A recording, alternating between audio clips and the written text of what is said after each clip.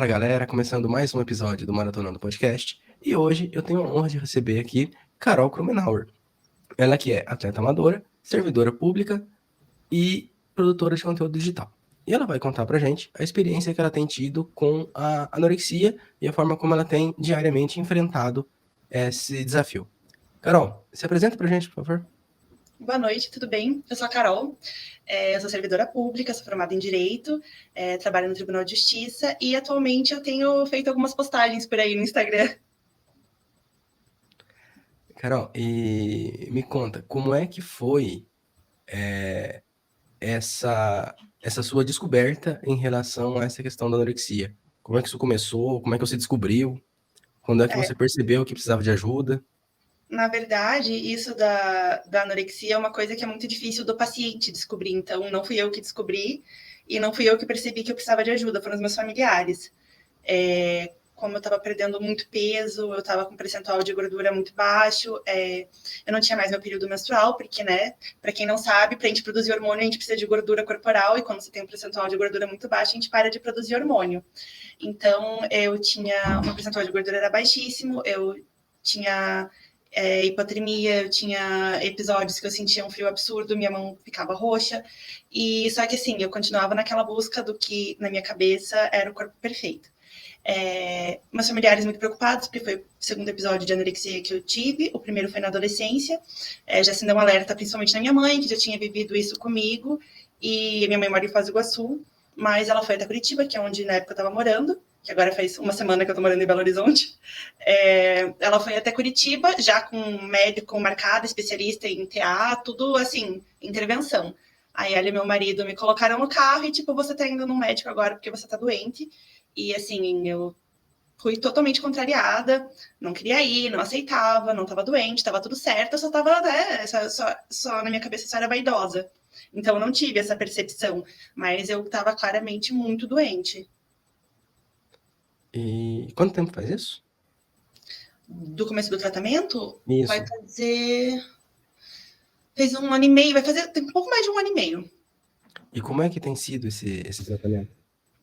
Agora, desde fevereiro, eu tô em remissão, oficialmente, né? Eu ainda faço acompanhamento nutricional mensal, mas no começo do tratamento, por exemplo, era toda semana. Tinha nutricionistas todas segundas-feiras, meu esposo me pesava, eu não podia ver meu peso, então ele me pesava, encaminhava para Nutri para saber se eu estava, né, furando ali o plano alimentar, que era para comer um pouquinho mais, fazer as coisas, tudo. E, e agora eu já estou num momento muito bom, assim, do tratamento, espero estar me encaminhando para alta, mas, assim, estou em remissão dos sintomas no momento.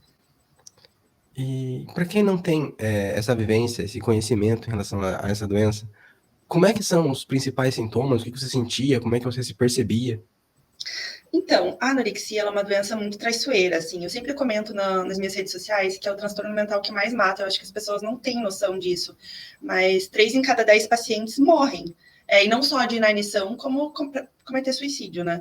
Então, realmente, é uma doença mental extremamente grave. O problema é que, como ela é muito traiçoeira, a gente perde muita percepção. Então, a gente depende muito que outras pessoas auxiliem. Quando a gente está em um processo de restrição alimentar muito severa e muito prolongada, primeiro, vou contextualizar. A gente tem uma área no nosso cérebro que faz um mapeamento do nosso corpo. Então, a gente tem uma ideia, uma percepção do nosso tamanho por esse mapa. Quando a gente tem um processo de restrição alimentar, o primeiro lugar que é afetado é justamente essa área que tem o mapa do nosso corpo. Então, a gente vai entrando num ciclo de distorção de imagem que leva à restrição alimentar e tudo isso. E muita gente confunde anorexia com inapetência. Anorexia não é inapetência, a gente sente fome. O paciente com anorexia tem fome. O que a gente tem é uma relação muito distorcida com a alimentação e tem medo de comer, como se você fosse comer, fosse acontecer uma coisa catastrófica. Assim, a gente tem muitos pensamentos catastróficos. Então, não é, nossa, eu estou com, sei lá, com outro transtorno mental, tipo depressão e estou sem fome. Isso é um sintoma do teu quadro depressivo, isso não é anorexia, porque a anorexia ela não se confunde com a inapetência. Então, isso é um ponto. E isso de preocupação excessiva com o corpo, vendo pequenos detalhes, assim, que imperceptível para qualquer outra pessoa. O paciente com anorexia, ele se apega muito a isso. Por conta até, a minha psiquiatra disse que o paciente com anorexia ele tem um perfil anancástico, que é um perfil muito rígido, muito perfeccionista, não aceita que nada saia do controle, nada saia do planejado. Então, assim, se você come alguma coisa que estava fora do teu planejamento alimentar, aquilo gera um sofrimento muito grande. Eu lembro que eu pensava assim, na época que eu estava pior, assim, hoje eu vou passar o dia, eu vou comer um iogurte. e é isso que eu vou comer. E se eu sentia muita fome e comia um iogurte e uma ameixa, era como se meu mundo acabasse.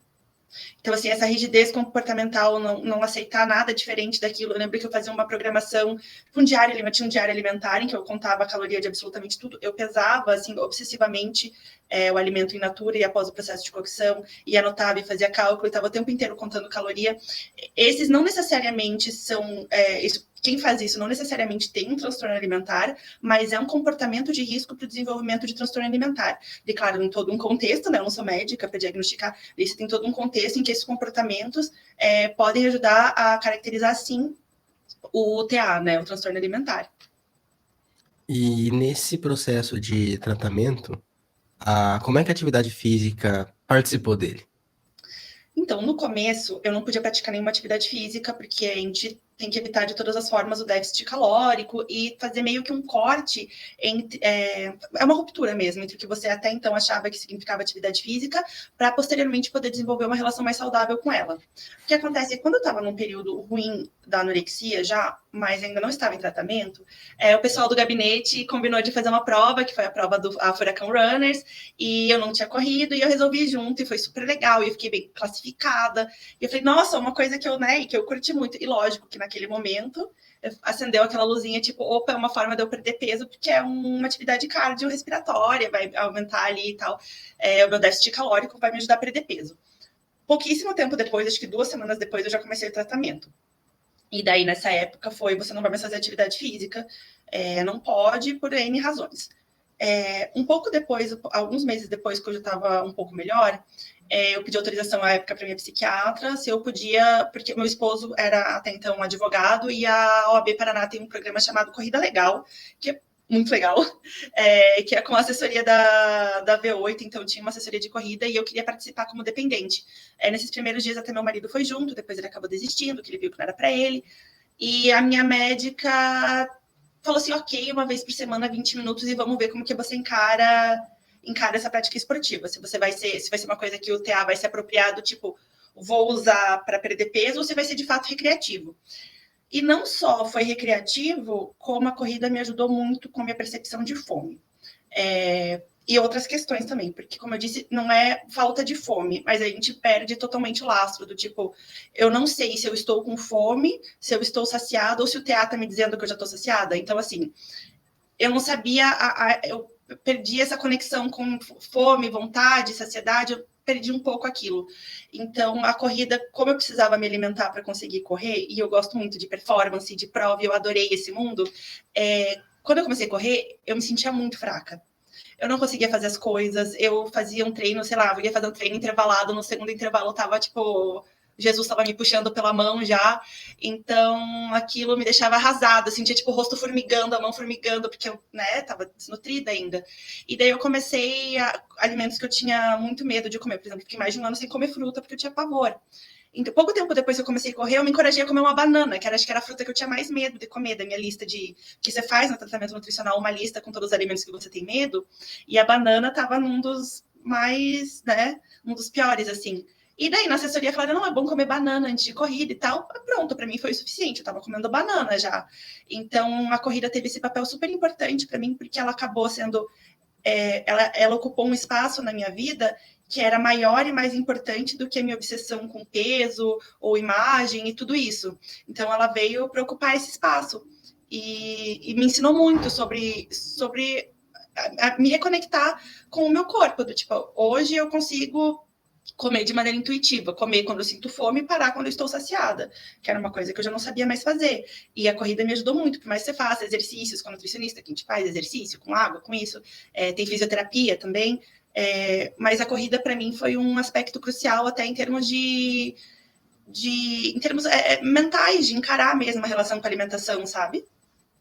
Então, assim, quando você começou a introduzir a corrida na sua rotina, ainda durante o tratamento, você começou a perceber ali que faltava o alimento. E aí, justamente Sim. por ter pego esse gosto com a corrida, é que você começou a enfrentar de maneira mais positiva o tratamento e passou a se alimentar melhor. Exatamente. Eu sentia sempre, eu lembro que no começo do tratamento, principalmente, algumas refeições são mais desafiadoras que outras. E eu lembro que o almoço, para mim, que era uma refeição que eu fazia sozinha, porque no café da manhã e à noite meu marido estava comigo. era extremamente difícil comer. Às vezes eu sentava assim, era uma colher de sopa de arroz e era uma coisa absurda para eu comer. Eu sentia muito medo, eu chorava, dava dor de cabeça, dor no estômago, passava mal. E eu lembro que isso teve um giro muito rápido depois que eu comecei a correr. Uma melhora foi muito crescente, muito rápido, assim, depois que eu comecei a correr. Então, olhando agora em retrospectiva, né, isso de ter menos medo de comer ou até encarar a comida não como algo que fosse prejudicial, mas sim como alguma coisa necessária para eu conseguir fazer o que eu gostava, foi um ponto de virada muito significativo no meu tratamento. E aí, como é que foi o avanço na corrida? Como é que você conseguiu, acompanhando o tratamento da anorexia, passar a treinar com maior frequência, fazer treinos mais longos? Como é que foi essa evolução? Então, eu fazia consultas periódicas com a psiquiatra, com a nutricionista comportamental, então eu estava sempre tendo esse acompanhamento. E funciona assim, como às vezes a gente perde o rastro, né, o paciente, os familiares têm uma participação muito ativa no tratamento. Então, assim, eu sempre, a cada 20 dias eu tinha consulta com a minha psiquiatra, e daí ela, né, a equipe multidisciplinar via que eu não estava perdendo peso, porque esse era um medo com a corrida, né? Tipo, vai correr, vai continuar sem comer, ou comendo ainda uma quantidade que não é adequada, e fazendo uma atividade que exige muito, vai acabar perdendo peso. Não aconteceu, eu não perdi peso, eu estava recuperando peso, inclusive, com a corrida. Quando meu marido participava, também ele dava essa percepção dele de que realmente a corrida era recreativa, de que não era uma forma de perder peso, não era uma coisa que estava sendo apropriada pelo transtorno alimentar. Então, essa questão da atividade física foi sendo flexibilizada durante o meu tratamento, justamente para poder praticar um esporte que estava, ao invés de prejudicar, ao invés de ser uma coisa, né, tipo, estou perdendo peso com a corrida, estava sendo muito benéfica no tratamento. Então, isso foi, né, em doses homeopáticas, mas ali pesando toda semana e cuidando para ver se não estava tendo uma perda de peso e nada assim, eu fui colocando os treinos até chegar em 3 vezes por semana e aumentando teve até um período do meu treino, da assessoria em que eu perdi peso. E esse foi um objeto de conversa com uma consulta nutricional, que foi, Carol, você perdeu peso. Não sei quanto, mas tinha sido uma quantidade significativa a ponto de gerar uma discussão durante a consulta nutricional. Porque, em geral, você tem uma faixa de peso ali que não se considera diferença, que é tipo uma variação de peso que ela não gera um problema. Mas, nesse caso, eu tinha perdido peso, e daí a gente foi avaliar por que, né, tinha acontecido essa perda de peso e tal, porque ela tinha sido significativa de uma semana para outra, e acabou que eram outras questões. A minha mãe tinha sofrido um infarto, então eu fiquei muito nervosa, não consegui me alimentar direito, tudo, tanto que daí uma semana, 2 depois, eu fui recuperando esse peso de novo. Então, eu comecei treinando para provas de 5 quilômetros, distâncias mais curtas, aí até o final do ano, então demorou, assim, não foi de uma hora para outra. Até o final do ano eu já estava correndo provas de 10 quilômetros, e daí no começo desse ano eu entrei no ciclo da meia maratona, quando eu já estava melhor, quando eu, igual eu falei, desde fevereiro desse ano eu já estou em remissão, então no final do ano passado eu já estava num momento legal do meu tratamento, assim, o meu último grande desafio do tratamento foram as festas de final de ano, que foi razoavelmente tranquilo, assim. Então foi meio que uma prova de fogo e deu tudo certo. E aí começou o ciclo para meia. Eu costumo dizer que já é uma prova que não dá para fazer sem treinar, né? Não. A gente correr 5, correr 10, você vai meio que no embalo, você acaba fazendo. 21 já é mais complicado. Como é que tem sido esse ciclo para você? Para mim, está sendo assim, difícil emocionalmente, porque eu estava inscrita, na verdade, eu vou fazer a prova agora dia 20 de 10, eu estava inscrita para maratona. Então, no começo do ano, eu ia fazer meia maratona, tinha 2 meia maratonas, e eu estava inscrita para elas, e eu tive fratura por estresse. Muito por conta, lógico, do aumento do volume de treino, mas porque por conta da anorexia eu tive um processo severo de desmineralização óssea, que é, como eu disse no começo, quando a gente não tem gordura corporal, a gente para de produzir hormônio. Então, é mais ou menos como se eu estivesse na menopausa, e mulher na menopausa tem o quê? Osteoporose. Então, eu perdi muita densidade óssea, então eu fiz uma lesão relativamente extensa em ambas as tíbias, e a partir do dia 20 de fevereiro eu fiquei sem correr. Então, eu estava com prova ali para dali 2 semanas, não fiz, eu já estava correndo 18 quilômetros em fevereiro, nos treinos, e daí 3 meses sem poder correr, né?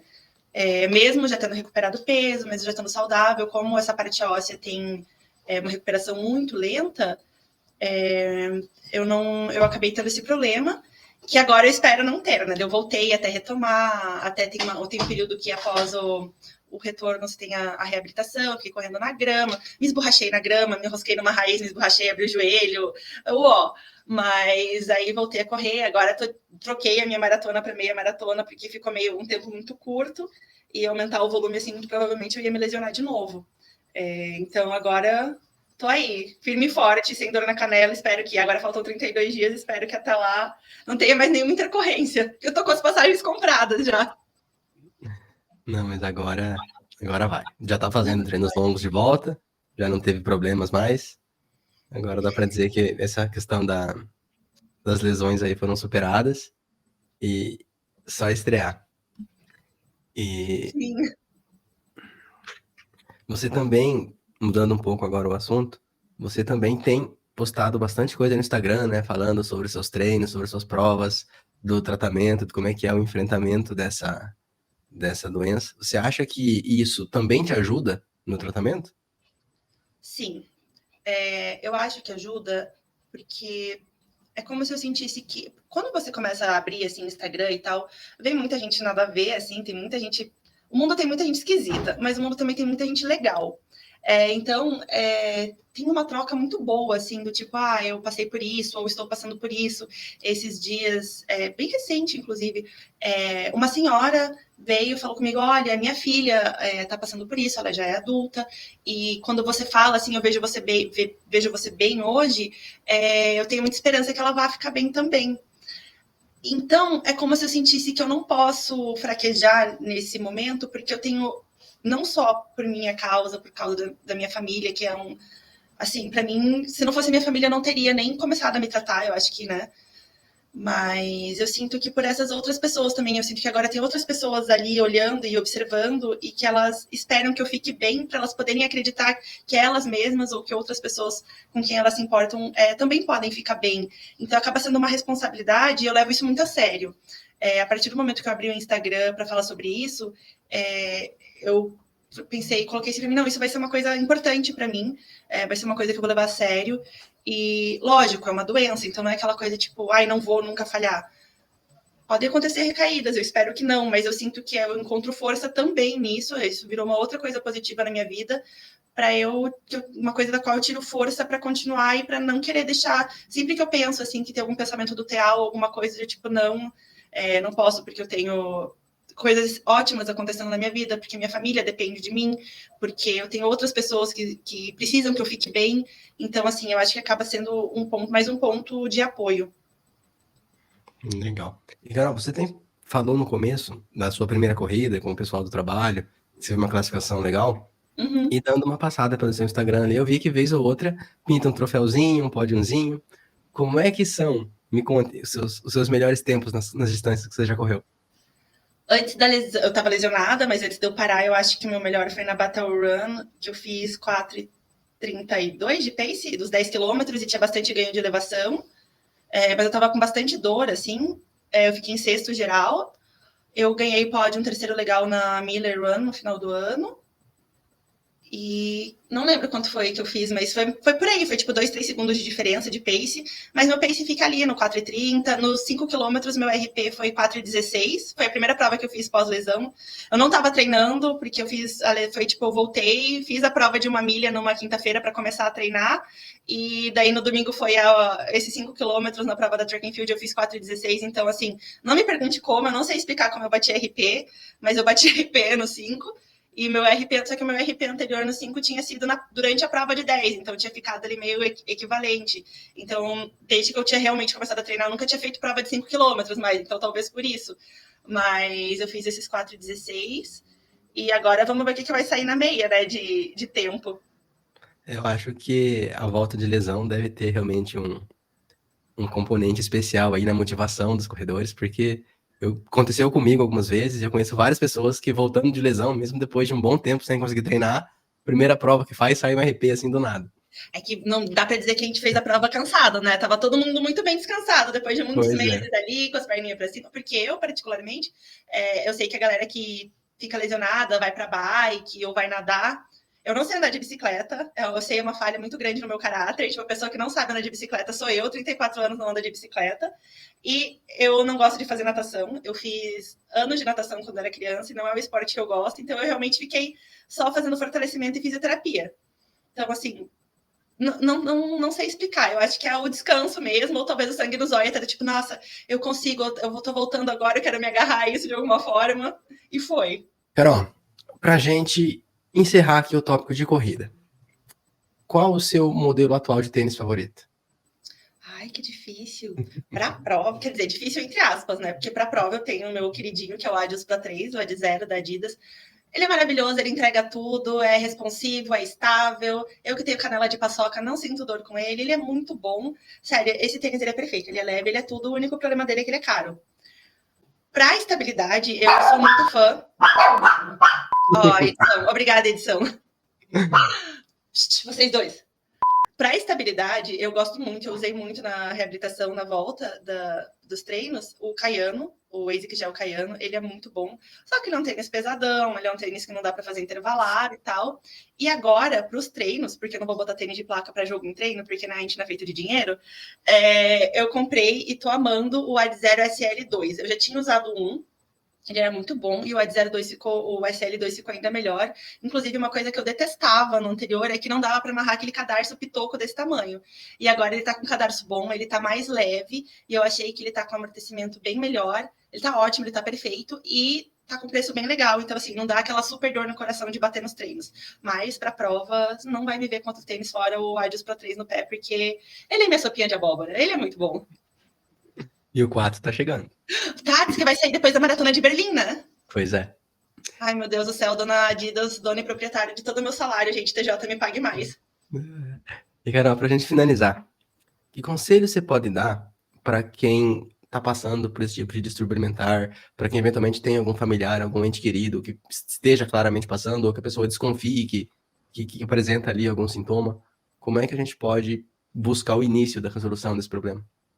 Então, a minha resposta, assim, de cara seria o tratamento multidisciplinar. Não tem como muito, né, fugir, assim, porque, como eu falei, é uma doença meio traiçoeira, ela se esconde por trás de hábitos saudáveis, do tipo, eu tô cortando isso, aquilo da minha alimentação porque eu quero ficar saudável, e não necessariamente é isso, ali por trás pode ter, sim, um transtorno alimentar. Então é muito difícil. Eu lembro que eu tinha muitas discussões com meu esposo antes do tratamento, que ele falava, olha, acho que você está exagerando. Eu não, só estou cuidando da minha saúde. Então, muitas vezes as pessoas que estão à nossa volta não conseguem, porque assim, não é uma equipe médica, né? Então elas não conseguem ajudar de uma forma muito eficiente. Então, o mais correto seria realmente procurar a ajuda de um profissional especializado. Não adianta também um psicólogo, um psiquiatra que saiba tratar de uma maneira muito genérica, porque eu conheço várias pessoas que foram tratar com profissionais que não eram especializados nisso, acabaram, né, piorando. Então é bom ter uma equipe multidisciplinar especializada no tratamento de transtornos alimentares. Infelizmente é um tratamento dispendioso, é um tratamento caro, e a despeito do tratamento, a rede de apoio também é necessária. Então, assim, é um combo. A família tem que estar envolvida. Eu sou uma pessoa muito privilegiada. Minha família é super envolvida. Meu marido ia comigo em todas as consultas. A minha mãe volta e meia vinha de Foz para Curitiba para me acompanhar, para estar comigo. Tava todo mundo ali no próprio ambiente de trabalho. Meus colegas ficavam sempre em cima para ver se você está fazendo seus lanchinhos, você já comeu, sabe aquela coisa assim. Então, é muito importante ter uma rede de apoio, mas tratar com profissionais especializados é essencial. Não dá para esquecer que é um transtorno mental com maior índice de mortalidade, que é muito sério, não é frescura, não é só uma fase, não é só tipo, eu só estou fazendo uma dieta, alguma coisa assim. Todo transtorno alimentar começa com uma dieta. Nem toda dieta vai levar a um transtorno alimentar, mas ele sempre vai começar de uma dieta. Então, assim, conhece alguém que está fazendo uma dieta muito rígida, que está com padrões alimentares estéticos não tá parecendo saudável, tá com uma rigidez excessiva, que você percebe que a pessoa tá com muito sofrimento, apresentando muito sofrimento para, né, eventos sociais. Eu não conseguia ir em aniversário, mas tudo que envolvia comida para mim, eu não conseguia participar, não conseguia mais ter convívio social com os meus amigos, porque tinha medo de comer. Então, assim, é um ponto de alerta, é um ponto para a gente prestar atenção e tentar fazer, nem que seja uma intervenção, igual a minha família fez, tentar encaminhar essa pessoa para o tratamento mesmo. E se a própria pessoa perceber que está tendo, né, esses comportamentos ou que está sofrendo muito com esse tipo de situação que envolva alimentação e tudo, Se tiver uma força que eu particularmente não tive e consegui pedir ajuda, é isso, é o caminho. E, Carol, para quem quiser acompanhar sua rotina de treino, de provas, pegar umas dicas contigo em relação ao tratamento, onde é que a gente consegue te encontrar em rede social? Então, eu tô no Instagram, que é o meu sobrenome, que vai ficar aqui, que ele é um pouco difícil, é Krumenauer Carol. E tô começando ali, eu sou velha, eu sou millennial, então eu tenho um pouco de resistência, mas eu tô começando a postar umas coisas no TikTok, sofrendo um bullying da geração Z ali, mas tô aparecendo por lá também. Mas por hora o Instagram é o lugar que eu tô mais presente, assim, todo dia, produzindo mais coisa, e esse é o meu usuário. Maravilha. Então, Carol, esse foi o nosso bate-papo. Estamos encerrando aqui o nosso episódio. Queria te agradecer muito pelo tempo, pelas dicas, pelos ensinamentos. Confesso que boa parte das coisas que você falou, eu não sabia que era assim que funcionava, não conhecia esses sintomas todos. E acredito que esse episódio tem o potencial de ajudar as pessoas que eventualmente estejam precisando e até que tenham essa dificuldade de conseguir se identificar. Por isso que eu tive a ideia de te convidar, eu achei que seria um tópico bastante importante da gente abordar. Então, de novo, obrigado. E quem sabe a gente marca uma outra hora para a gente conversar sobre a sua meia maratona, sobre os seus próximos pódios, a maratona que está chegando aí, agora sem lesões. A estreia na maratona está a caminho. Eu que agradeço pelo espaço, agradeço por ter me convidado. Para mim é muito importante falar sobre isso. Eu espero de todo o meu coração que, se alguém, né, que estiver ouvindo precisar de que alguma coisa tiver serventia, alguma coisa que a gente discutiu hoje, eu vou ficar muito, muito feliz. E eu acho que é isso, né? Compartilhar esse tipo de vivência para as pessoas ficarem sempre cada vez melhor, né? Acho que a gente tem que se ajudar. Então é isso, pessoal. Vamos encerrando por aqui. Não se esqueçam aí de deixar o seu like, conferir a inscrição no canal. Para quem tiver preferência, o episódio também vai estar disponível no Spotify para ouvir no trânsito, para ouvir durante o treino. E a gente se vê de novo na próxima semana. Até mais e tchau, tchau.